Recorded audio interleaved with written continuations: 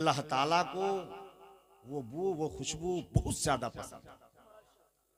जबकि एक रोजेदार के मुंह से जो बू निकलती है उसको लोग पसंद नहीं करते। 200 रुपया देने के लिए एग्री हो गया है, तलवार की सूरत में 400 रुपया देने के लिए एग्री हो गया है। क्या पता चला अगर कोई चीज अपनी हैयत को बदल ले, उसको लोहार की धोकनी में डाल दो, उसके बाद उसे तब्दील कर दो।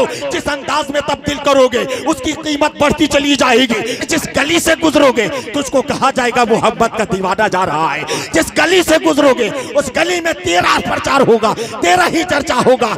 मिनश्शैतानिर्रजीम बिस्मिल्लाहिर्रहमानिर्रहीम। या अय्युहल्लज़ीना आमनू कुतिबा अलैकुमुस्सियाम कमा कुतिबा अलल्लज़ीना मिन क़ब्लिकुम लअल्लकुम तत्तक़ून।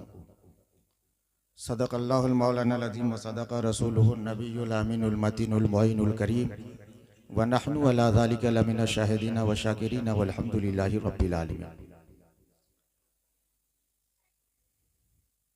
मेरा आना कोई ज़रूरी नहीं था, लेकिन नाम ले लिया, वरना फिर मेरे बाद मुफ्ती जाकिर हुसैन साहब हैं और अमजद रज़ा अमजद साहब इंशाअल्लाह आपको रांची पुंदाक सारे तरफ से घुमाते हुए मक्का मदीना सब जगह घुमा देंगे इंशाअल्लाह। तो आप लोग सुनेंगे, बस मुतमईन होकर 5 से 7 मिनट आप बैठे रहें।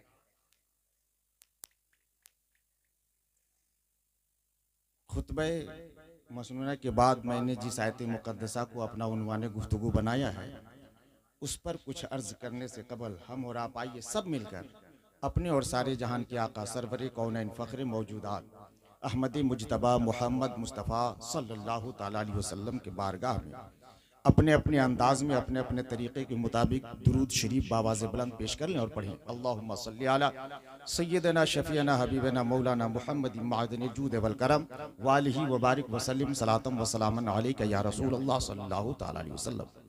अल्लाह रब्बुल इज़्ज़त जल्लो वला शानुहु ने अपने कुरान मजीद फुरक़ान हमीद में इरशाद फरमाया, या अय्युहल्लज़ीना आमनू कुतिबा अलैकुमुस्सियाम कमा कुतिबा अलल्लज़ीना मिन क़ब्लिकुम लअल्लकुम तत्तक़ून। जिसका सीधा साधा आम फहम ज़बान में ये कहा जाएगा, ए बाबू उठक बैठक मत करो यार, बस थोड़ी देर तो कम से कम इत्मीनान से बैठो। आप तो नसीब वाले हो कि आज और इस वक्त इस जुरिया की सरजमीन पर एक बरेली का ताजदार आया हुआ है और एक हम हैं जो सिर्फ उठक और बैठक के चक्कर में लगे हुए हैं। वरना अच्छे अच्छे लोग तारीख के लिए घूमते फिरते हैं, लोगों को तारीख नहीं मिलती। महीने साल गुजर जाते हैं फिर भी तारीख नहीं मिलती। ये तो मुकद्दर की बात है कि बहुत जल्दी तारीख मिल गई और हजरत तशरीफ भी ले आए।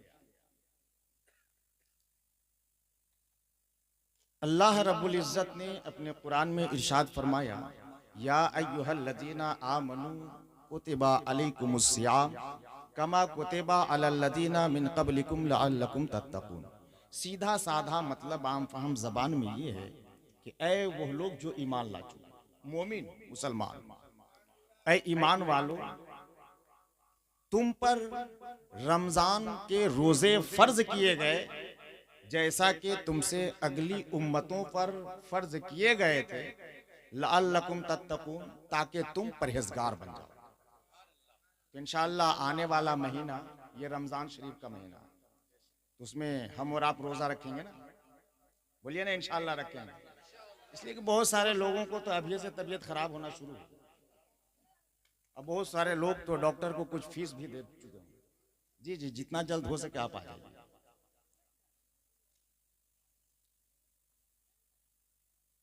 जब बंदा रोजा रखता है ना तो बंदे के मुंह से जो बू निकलती है ना, अल्लाह ताला को वो बू वो खुशबू बहुत ज्यादा पसंद है। जबकि एक रोजेदार के मुंह से जो बू निकलती है उसको लोग पसंद नहीं करते, लेकिन हमारा रब उसे सबसे ज्यादा पसंद करता है। तो इंशाअल्लाह रोजा रखेंगे ना इंशाअल्लाह। आखिर रोजा रखने से फायदा और रोजा रखने से नफा हमें और आपको क्या है? बस दो जुमलों में आप सुन लें। सरकारे हैदर कर्रार अली मुर्तजा करमल्लाहु ताला वजहुल करीम से सहाबा ने पूछा कि आप तो बाबुल इल्म हैं, आप ये बताएं कि रोजा रखने से फायदा क्या है। मैं इसका मफहूम आपको बता देता हूं कि रोजा रखने से फायदा क्या है, उससे हमें मुनाफा क्या होगा। तो उन्होंने एक मिसाल देकर समझाया कि जनाब सुनो, मसलन अगर कोई लोहा हो और उस लोहा को जमीन पर रख दिया जाए, मैदान में रख दिया जाए, और 1-2 महीने नहीं बल्कि 11 महीने रख दिया जाए, तब उस 11 महीने में हर तरह के मौसम आते हैं। बरसात भी है, गर्मी भी है, जाड़ा भी है, हर तरह के मौसम से वो लोहा लड़ता रहता है, झगड़ता रहता है। यहां तक के लड़ते लड़ते झगड़ते झगड़ते बर्दाश्त करते करते अपनी हैयत को वो बदल लेता है। अब अगर कोई बंदा उस लोहे को उठाकर अब अगर उसको सब्जी की मंडी में ले जाया जाए तो उसको कोई लेने वाला नहीं। किसी और दुकान में आप ले जाएं, उसको कोई खरीदने वाला नहीं है, क्योंकि वो जंग आलूद लोहे को आदमी लोहा कहने से भी गुरेज करने लगता है, उसको अपने आप में कबूल नहीं किया जाता है। लेकिन उसी सामान को जब किसी लोहार के धोखनी के करीब ले जाओगे तो वो लोहार उसे धुतकारेगा नहीं, वो लोहार उसे हटाएगा नहीं, वो लोहार उसे भगाएगा नहीं, बल्कि उसको अपने पास में ले लाएगा और लाने के बाद अपनी धोखनी के करीब ले लाता है। और धोखनी के करीब लाने के बाद 2-4 मरतबा धोखनी चलाता है उसी लोहे को, जंगालूद लोहे को, जिसको लोग लोहार कहना मुनासिब नहीं समझ रहे थे, जिसने अपने चेहरे को बदल लिया था, जिसने अपनी हैयत को तब्दील कर दिया था, जिसने जंग आलूद बन करके और सरापा गुनहगार बन चुका था। अब उसको लोहार के धोखनी के करीब लाया गया और जब करीब में लोहार के धोखनी में जब उसे डाल दिया गया, अब 2 मिनट गुजर गए हैं, कुछ थोड़ी सी तब्दीली आई है, 5 मिनट गुजर गए हैं, मुकम्मल तब्दीली आ गई है। अब उसे कोई लोहा नहीं कहेगा, अब उसे कोई करकट नहीं कहेगा, उसे अब कोई जंग आलूद नहीं बोलेगा, उसे कोई फालतू नहीं बोलेगा, बल्कि अगर किसी से पूछा जाए तो यही कहता हुआ नजर आएगा, ये लोहा नहीं है, ये तो आग का अंगारा बन चुका है, ये तो आग का अंगारा बन चुका है। ऐ मेरे मिल्लत के नौजवानों, अब वही लोहार उस लोहे को निकाल करके अपनी हथौड़ी का इस्तेमाल करता है, अपने फावड़े का इस्तेमाल करता है। अब इस्तेमाल करने के बाद कभी उसको चाकू बना देता है, कभी उसको फावड़ा बना देता है, कभी उसको कोड़ी बना देता है, कभी उसको टांगी बना देता है। अब उसी को ले जाकर के मैदान में रखता है, अब उसी को ले जाकर के बाजार में रखता है, और बाजार में रखने के बाद जब तक जिस लोहे को कल तक कोई बंदा 10 रुपए देने के लिए तैयार नहीं था, आज चाकू